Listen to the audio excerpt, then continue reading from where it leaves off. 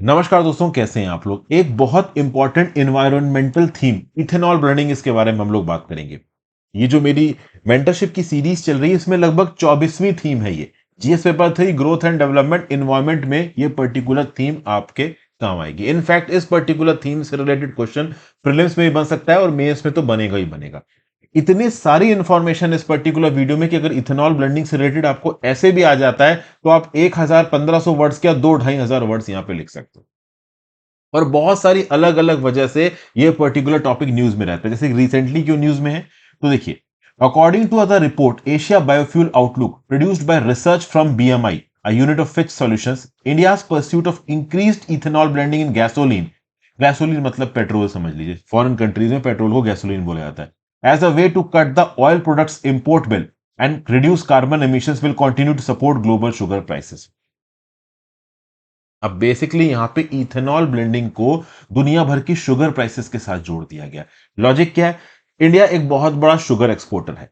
अब overall sugar से related जो मेलासिस होता है, शुगर केन होते हैं, उस शुगर केन को इथेनॉल के प्रोडक्शन की तरफ अगर डाइवर्ट कर दिया जाए, इंडिया के अंदर जो भी पेट्रोल पंप पे पेट्रोल बिकता है उसमें 20% तक हम इथेनॉल की ब्लेंडिंग कर देंगे। तो जब ज्यादा ओवरऑल शुगर या फिर कह लीजिए शुगर केन इथेनॉल की ब्लेंडिंग में जाएगा, इथेनॉल प्रोडक्शन में जाएगा, तो ऑब्वियस ही बात है शुगर की प्रोडक्शन इंडिया के अंदर कम हो जाएगी। तो इंटरनेशनल शुगर एक्सपोर्ट्स में इंडिया एक कम इंपॉर्टेंट रोल प्ले करेगा। इंटरनेशनल मार्केट में शुगर की कमी हो जाएगी, शुगर के दाम बढ़ जाएंगे, ये यहां पे कहने की कोशिश है।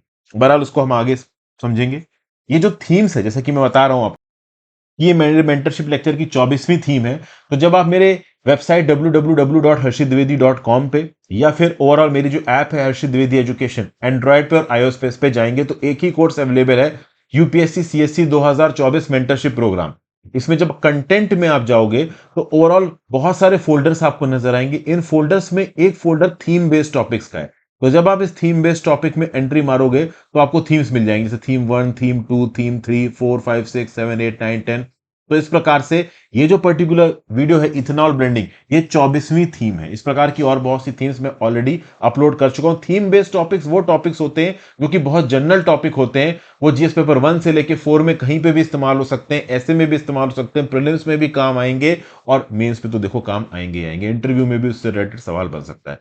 उसके साथ साथ अगर आप देखो तो इस मेंटरशिप प्रोग्राम में आपको बहुत सी चीजें दोस्तों एक्सेस करवाई जा रही हैं। जीएस पेपर वाइज यहाँ पे सिलेबस सेग्रीगेटेड है। Prelims state bits, main state bits, mains current topic, बहुत सी चीजें ओवरऑल अवेलेबल है। और आगे और इनिशिएटिव, इसमें जो एक इंपॉर्टेंट इनिशिएटिव है वो है ethics through examples and formulas का, जिसकी 4 टर्मिनोलॉजीज ऑलरेडी अपलोड हो चुकी हैं और 4 टर्मिनोलॉजीज की वीडियोस ऑलरेडी बन चुकी हैं, अगले एक दिन में अपलोड हो जाएंगी। तो आई होप अगर आपको ये कोर्स पसंद आएगा तो आप इस कोर्स के लिए ऑप्ट कर सकते हो। ठीक है, चलिए आगे चलते हैं। What is E20 petrol? E20 petrol वो पेट्रोल होता है जिसमें 20% इथेनॉल हो सकता है, या फिर आप इसको गैसोलीन भी कह सकते हो। जैसा कि पता है फॉरेन कंट्रीज में गैसोलीन बोला जाता है पेट्रोल को। तो अब ये जो E20 पेट्रोल है वो पेट्रोल जिसके अंदर 20% इथेनॉल मिला हुआ है, ये इंडिया के अंदर 1350 फ्यूल रिटेल आउटलेट्स पे अवेलेबल है। पेट्रोल पंप पे जाते हो ना आप ओवरऑल पेट्रोल वगैरह डलाने के लिए, तो उसी को रिटेल फ्यूल आउटलेट बोला जा रहा है। ऑल ओवर द कंट्री 2025 तक ये E20 पेट्रोल पहुंच जाएगा और अभी के लिए 1350 फ्यूल रिटेल आउटलेट्स तक पहुंच चुका है, ऐसा union minister, petroleum minister Hardeep Singh Puri साहब ने बोला। रिसेंटली ही गवर्नमेंट ने लॉन्च किया है शुगर इथेनॉल पोर्टल। गवर्नमेंट यहां पे एम कर रहा है to boost the production and consumption of ethanol as an alternative to fossil fuels. ये जो इथेनॉल है इसको डिराइव किया जाता है from sugar cane. It can be blended with petrol, reducing the reliance on imported crude oil. Obvious ही बात है, अगर हम 100 लीटर क्रूड ऑयल इस्तेमाल करते हैं तो ऑब्वियस ही बात है क्रूड ऑयल की रिक्वायरमेंट इंपोर्ट की 20% कम हो जाएगी अगर हम 20% तक इथेनॉल की ब्लेंडिंग कर देते हैं पेट्रोल के अंदर। एक तो हमारा इंपोर्ट बिल कम होगा, ओवरऑल हमें कम क्रूड ऑयल इंपोर्ट करना पड़ेगा। उसके साथ साथ चूंकि हम यहाँ पे 20% इथेनॉल मिला रहे हैं पेट्रोल के साथ, तो ओवरऑल पहले जो 100 लीटर प्योर पेट्रोल जल रहा था वो 80% पेट्रोल हो जाएगा। तो जो फॉसिल फ्यूल एमिशंस है वो कंपेरेटिवली यहाँ पे कम हो जाएंगे। ऐसा नहीं है कि इथेनॉल जल के बिल्कुल पॉल्यूशन कॉज नहीं करेंगे, थोड़ा बहुत पॉल्यूशन कॉज करेंगे, but it will be very less compare to gasoline और पेट्रोल। इथेनॉल आप कह सकते हो एक बहुत ही प्रिंसिपल बायोफ्यूल है। ठीक है ना, याद रखिएगा, it is a principal biofuel. अब आप बोलोगे सर ये बायोफ्यूल क्या होता है? तो बायोफ्यूल वो फ्यूल होता है which is derived from biomass. वो बायोमास प्लांट हो सकता है, एल्गी मटेरियल हो सकता है, एनिमल वेस्ट हो सकता है, फीड स्टॉक मटेरियल हो सकता है, प्लांट वेस्ट हो सकता है, कुछ भी हो सकता है। तो overall plant biomass, algae material, animal waste, इससे जो फ्यूल आप डिराइव करते हो इसको आप बोलते हो बायोफ्यूल। ठीक है ना। अब इथेनॉल को नेचुरली प्रोड्यूस किया जाता है through fermentation of sugar by yeast और via petrochemical processes such as ethylene hydration. तो ओवरऑल शुगर के फर्मेंटेशन कराइए, चाहे ईस्ट के थ्रू करें, चाहे आप पेट्रोकेमिकल प्रोसेस जैसे कि इथाइलिन हाइड्रेशन के थ्रू करें, इससे बनता है आपका एंड प्रोडक्ट इथेनॉल। इथेनॉल का ऑक्सीजन कंटेंट ज्यादा होता है और इसके ऑक्सीजन कंटेंट ज्यादा होने की वजह से जिस इंजन के अंदर इथेनॉल को बर्न किया जाएगा वहां पे फ्यूल पूरी तरीके से कंबस्ट हो जाएगा, क्योंकि फ्यूल की बर्निंग के लिए ऑक्सीजन की जरूरत पड़ती है और इथेनॉल में ऑक्सीजन है। इथेनॉल ब्लेंडिंग में एक ब्लेंडेड मोटर फ्यूल होगा containing ethyl alcohol derived from agriculture products is blended with petrol specifically. Agriculture product से जो इथाइल अल्कोहल आपने डिराइव किया, वो पर्टिकुलर इथाइल अल्कोहल को भाई ब्लेंडिंग के लिए इस्तेमाल किया जाता है मोटर फ्यूल के अंदर। तो बेसिकली एग्रीकल्चर प्रोडक्ट से डिराइव्ड जो इथाइल अल्कोहल है इसको पेट्रोल के साथ ब्लेंड किया जाएगा, इससे होगी इथेनॉल ब्लेंडिंग। ठीक है भाई। तो ये जो इथेनॉल ब्लेंडिंग प्रोग्राम ये क्या करेगा, it is aimed at reducing countries dependence on crude oil imports, cutting carbon emissions and boosting farmers income. ये तो मैंने आपको बता ही दिया। ये सारे पॉइंट्स, जैसे कार्बन एमिशन वाला पॉइंट मैंने आपको बता दिया कि पेट्रोल कंपेरेटिवली कम जलेगा, और ये जो आप कह लो इथेनॉल जलेगा वो पेट्रोल से कम एमिशन करता है, क्रूड ऑयल इंपोर्ट्स कम हो जाएंगे और फार्मर इनकम कैसे बढ़ेगी। तो ऑब्वियस सी बात है, जो शुगर केन फार्मर्स उगा रहे हैं वो इथेनॉल बनाने के लिए खरीदा जाएगा प्रोसेसिंग प्लांट्स के द्वारा, तो शुगर केन का पैसा मिल जाएगा। तो ओवरऑल इथेनॉल बनाने के लिए भी यहां पे शुगर केन की और बाकी प्रोडक्ट्स की खेती शुरू हो जाएगी। ब्लेंडिंग टारगेट क्या है, तो गवर्नमेंट ऑफ इंडिया का टारगेट है 20% इथेनॉल ब्लेंडिंग करना। पहले ये टारगेट था 2030 तक का, अब इसको प्रीपोन करके 2025 कर दिया गया। इस पर्टिकुलर तेल को बोला जाता है E20।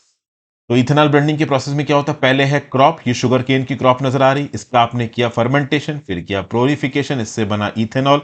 इथेनॉल को तेल के साथ मिलाया, ट्रांसपोर्टेशन करके फ्यूल स्टेशन पे गए, फ्यूल स्टेशन से गाड़ियों में पहुंचा, गाड़ियां चल रही हैं।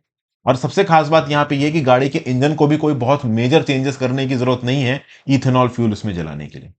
US department of agriculture USDA का क्या बोलना है कि इंडिया का ethanol blending has reached 11.5%, while the country's government target is to reach 20% by 2025। मतलब यूएस डिपार्टमेंट ऑफ एग्रीकल्चर ये बोल रहा है कि इथेनॉल ब्लेंडिंग इंडिया के अंदर ऑलरेडी 11.5% पे पहुंच चुकी है। सरकार का टारगेट है 20% तक पहुंचाना 2025 तक। तो ये टारगेट्स वगैरह याद रखिएगा। आप लोग बोलते हैं ना सर कि नोट्स में क्या लिखें, तो नोट में ये जरूर लिखिएगा कि गवर्नमेंट ऑफ इंडिया ने 20% इथेनॉल ब्लेंडिंग, ब्रैकेट में लिख दीजिएगा E20 बनाने का टारगेट 2030 से प्रीपोन करके 2025 कर दिया गया है। और ये इथेनॉल बनता कैसे, तो प्रिंसिपल बायोफ्यूल है, fermentation of sugars by yeast और via petrochemical process such as ethylene hydration से ये बनता है। तो ये कुछ इंपॉर्टेंट पॉइंट्स आपके नोट्स के अंदर आने चाहिए। ठीक है भाई, उसके आगे बात करते हैं। India is expected to play a smaller role in the global sugar export market due to its expanding ethanol program, according to a report by research firm BMI।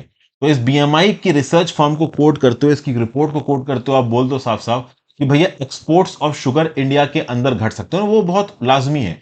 Sugar cane का जो क्रॉप हम पैदा कर रहे हैं उससे अगर हम इथेनॉल बनाएंगे तो ऑब्वियस सी बात है शुगर का प्रोडक्शन इंडिया के अंदर कम हो जाएगा। जो भी प्रोडक्शन होगा वो पहले डोमेस्टिक रिक्वायरमेंट पूरा होगा और बचा कुछ हम एक्सपोर्ट करेंगे। तो आज की डेट में जो हम बम्पर एक्सपोर्ट करते हैं शुगर का वो थोड़ा कम हो जाएगा।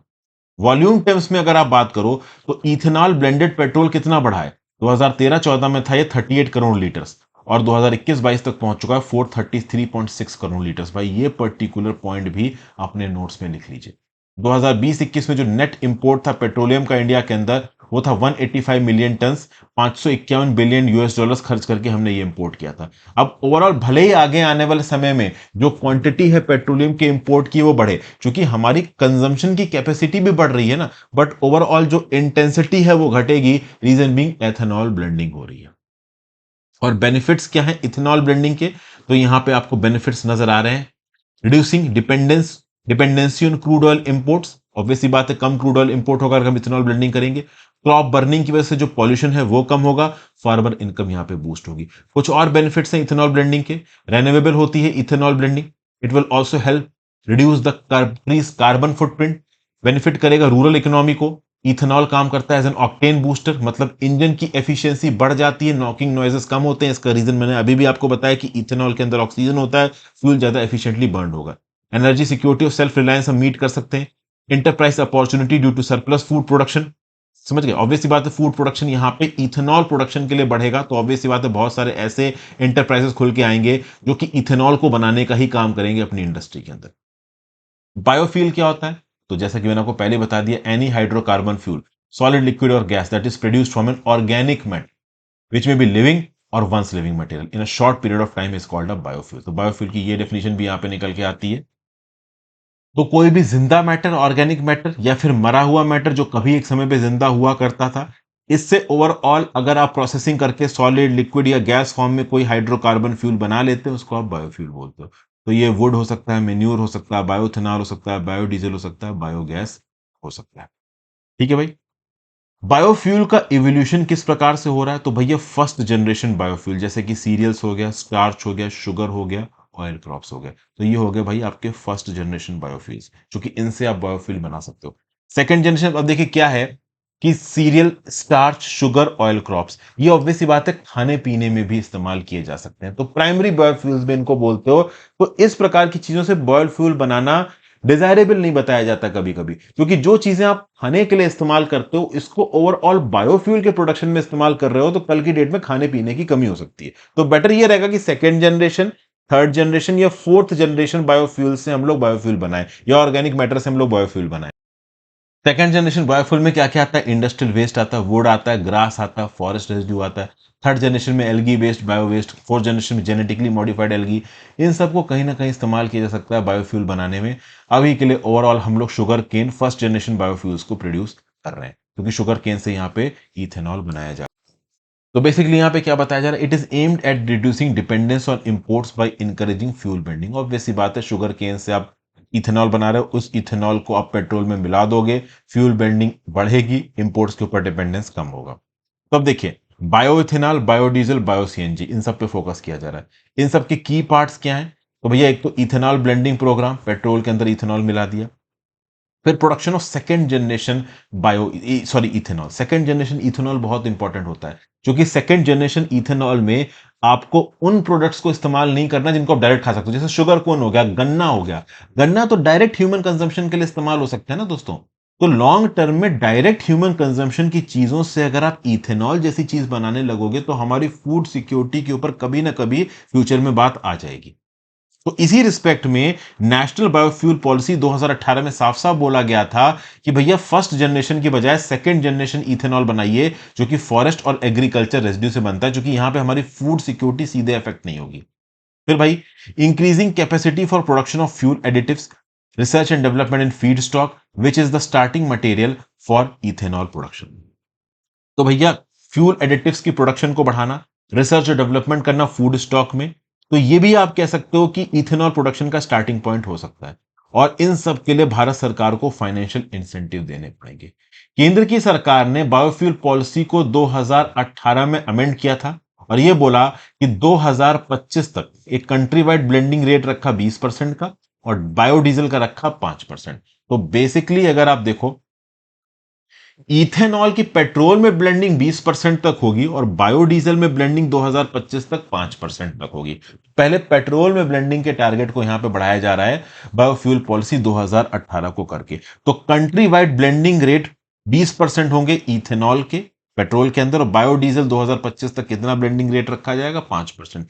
ये पर्टिकुलर लाइन आप अपने नोट्स में इंकॉर्पोरेट कर लो। इनफैक्ट इसके साथ साथ national biofuel policy 2018 ethanol blending programme पे, production of second generation ethanol पे, increasing capacity of production of fuel additives, research and development in food stock, और financial incentives for achieving this goal, ये 4 points भी अपने notes में incorporate कर लीजिए, जरूरी है। ये एक एक लाइन लिखनी है, बहुत ज्यादा नहीं लिखना है।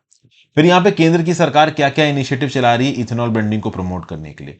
तो भैया देखिए, ग्लोबल बायोफ्यूल अलायंस, ये वन ऑफ द प्रायोरिटीज है इंडिया की G20 प्रेसिडेंसी के अंदर। इस ग्लोबल बायोफ्यूल अलायंस में अगर आप देखो, तो यूएस और ब्राजील भी इंडिया के साथ इन्वॉल्व है। यूएस और ब्राजील को बायोफ्यूल में ग्लोबल लीडर बोला जाता है। US accounts for 55% of the global ethanol production, Brazil accounts for 27% of the global ethanol production. तो ऑब्वियस सी बात है, ये दोनों बाप हैं ग्लोबल बायोफ्यूल इंडस्ट्री के। तो इनके साथ प्रोडक्शन बना के ग्लोबल बायोफ्यूल अलायंस का हिस्सा बनता है इंडिया, डेफिनेटली इंडिया को मदद मिलेगी। ऑब्जेक्टिव क्या है ग्लोबल बायोफ्यूल अलायंस की? To facilitate cooperation in intensifying the use of sustainable biofuels including in the transportation sector. तो ओवरऑल ये ग्लोबल बायोफ्यूल अलायंस क्या करेगा? It will place emphasis on strengthening markets, facilitating global biofuel trade, development of concrete policy lesson sharing, and provision of technical support for national biofuel programs worldwide। तो international level पे हम ये कर रहे हैं, national level पे हम क्या कर रहे हैं? तो भैया देखो, government initiative to promote ethanol blending, क्या क्या किया जा रहा है भारत सरकार के द्वारा? Budget announcement of additional differential excise duty on unblended fuel.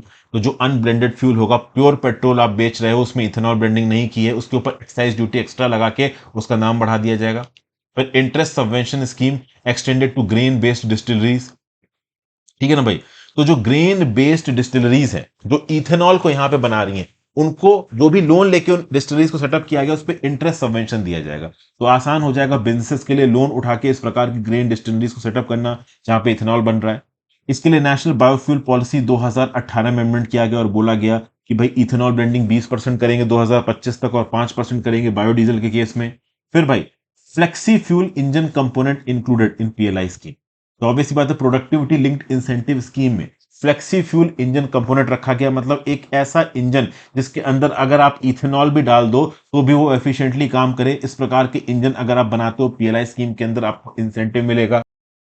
फिर भाई अगला है आपका पीएम जीवन योजना। ये क्या है? तो भैया यह है प्रधानमंत्री जीवन, मतलब जैव ईंधन वातावरण अनुकूल फसल अवशेष निवारण योजना। कुल मिला के मतलब क्या है? तो मतलब ये है second generation integrated bio ethanol project चलाना। भाई देखो, फर्स्ट जनरेशन क्या है? स्टार्च शुगर केन वगैरह से बनाना। सेकंड क्या? फॉरेस्ट रेजिड्यू से या फिर क्रॉप रेजिड्यू से, क्रॉप रेजिड्यू तो फिर भी ईटेबल होगी, फॉरेस्ट रेजिड्यू से ओवरऑल आपका ये इथेनॉल बनाना, बायो इथेनॉल बनाना। तो सेकेंड जनरेशन अगर आपको बायोफ्यूल बनाना है, इथेनॉल बनाना है, तो उसके लिए पीएम योजना योजना लेके आई गई थी। 2019 में इसको cabinet committee on economic affairs ने अप्रूवल दिया। फिर अगला repurposed used cooking oil. Cooking oil होता है, एक बार इस्तेमाल हो गया, एक बार इस्तेमाल करके आप उसको फेंक देते हो। तो इस यूज्ड कुकिंग ऑयल को यूज करके भी आप ओवरऑल इथेनॉल वगैरह बना सकते हो। फिर एक है E100 पायलट प्रोजेक्ट। ये क्या? तो भाई ये जो E100 प्रोजेक्ट है, एक बहुत ही आप कह लो इनॉर्मस इनिशिएटिव है गवर्नमेंट ऑफ इंडिया का।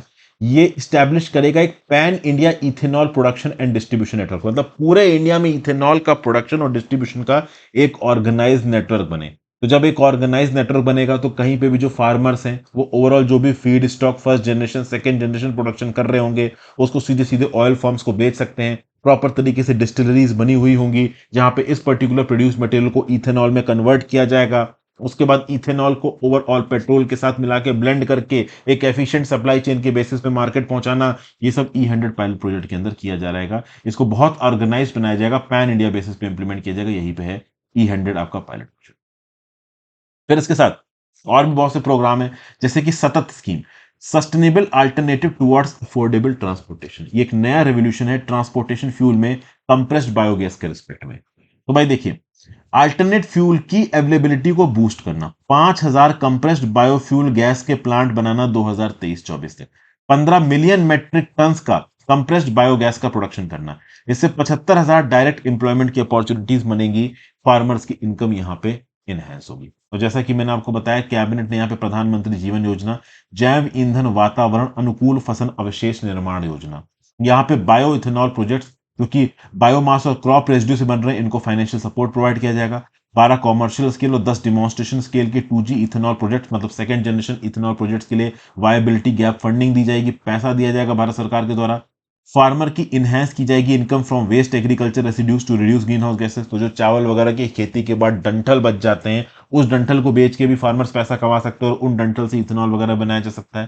टोटल स्कीम को 1969.5 करोड़ रुपए एलोकेट किया गया 2018-19 से 2023-24 के टाइम पीरियड के लिए। ठीक है, अब देखिए यहां पे भी इंपॉर्टेंट न्यूज।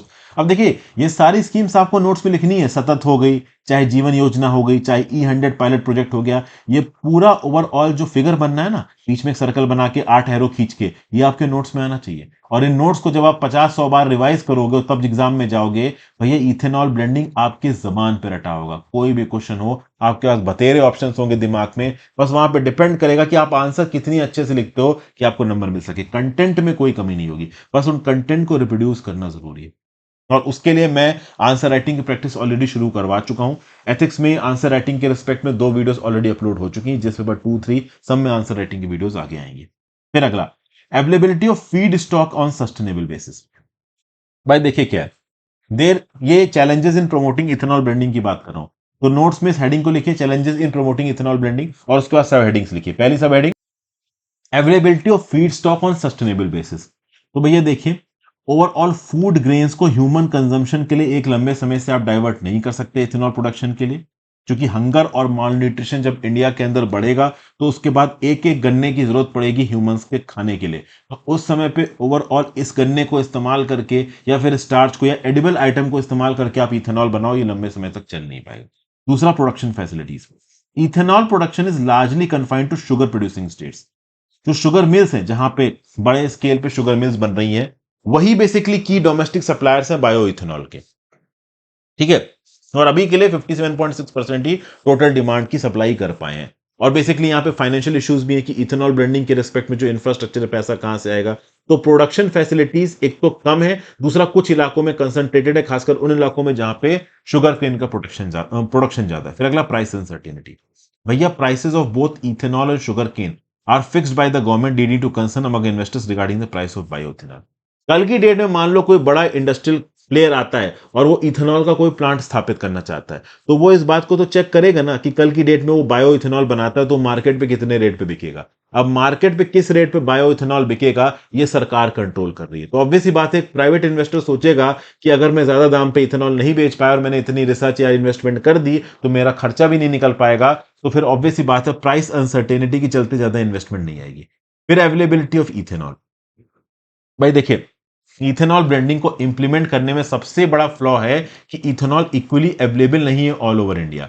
जहां पे इथेनॉल प्रोड्यूस हो रहा है और जहां पे नहीं प्रोड्यूस हो रहा है, तो प्रोड्यूस होने वाली जगह पे जहां पे नहीं प्रोड्यूस हो रहा है वहां तक ले जाने में ट्रांसपोर्टेशन और लॉजिस्टिक कॉस्ट बढ़ जाते हैं। हैंडलिंग और स्टोरेज भी इथेनॉल का खतरनाक होता है, चूंकि ये हाईली फ्लेमेबल लिक्विड है, फट सकता है, आग पकड़ सकता है। फिर अगला, चैलेंज फॉर व्हीकल मैन्युफैक्चरर्स। भाई देखिए, ऑटोमोबाइल पार्ट्स आपको कुछ इस प्रकार से बनाने पड़ेंगे कि जो इथेनॉल के साथ कंपैटिबल है। भले ही 20% इथेनॉल, बहुत सारे आप बोलोगे कि इंजन कंपैटिबल होते हैं, लेकिन अभी के लिए हम कह नहीं सकते, नॉकिंग वगैरह की प्रॉब्लम बढ़ सकती है। वैसे तो कहा जा रहा कम होगी, क्योंकि इथेनॉल के अंदर ऑक्सीजन होता है तो फ्यूल बर्निंग की एफिशिएंसी बढ़ जाएगी। बट क्या एक्चुअली में वहां पे ओवरऑल जो माइलेज आता है व्हीकल का वो बढ़ेगा या कम हो जाएगा, इस बात को लेकर कुछ डाउट। तो आगे आने वाले समय में व्हीकल मैन्युफैक्चरर्स को मेजर डिजाइन चेंजेस करने पड़ेंगे, उसके लिए बहुत सारी रिसर्च वगैरह करानी पड़ेगी। तो ऑटोमोबाइल सेक्टर के जो खर्चे हैं वो भी बढ़ने वाले हैं। व्हीकल मैन्युफैक्चरर्स को कुछ R&D में ज्यादा पैसा खत्म करना पड़ेगा कि ये नए फ्यूल के लिए इंजन कैसे होने चाहिए।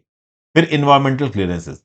देखिए, अगर इथेनॉल प्रोडक्शन प्लांट्स लगा रहे हो तो ये रेड कैटेगरी में आते हैं और इनके लिए बहुत सारी इन्वायरमेंटल क्लियरेंसेस चाहिए, एयर एक्ट के अंदर, वाटर एक्ट के अंदर, नए एक्सपेंशन प्रोजेक्ट्स लगाने के लिए। इसके लिए डिले हो सकता है। तो वे फॉरवर्ड क्या है, केंद्र की सरकार को देखना चाहिए at ways to reduce the programme's dependence on sugar cane. ठीक है ना, तो किस प्रकार से शुगर केन के ऊपर प्रोग्राम डिपेंडेंस कम हो, इसके ऊपर केंद्र की सरकार को ध्यान देना है। Alternate feed stock like agricultural waste, recycled cooking oil, ये भाई ज्यादा इन्वायरमेंटल फ्रेंडली बायोफ्यूल्स हैं। एक जरूरत है कि फोकस किया जाए raising the non cane contribution to the ethanol mix. फिर आगे क्या बोला जा रहा है कि भाई पब्लिक और प्राइवेट प्लेयर्स दोनों को इंसेंटिवाइज करना जरूरी है ताकि सेटअप किया जा सके सेकेंड जनरेशन इथेनॉल फैसिलिटीज को।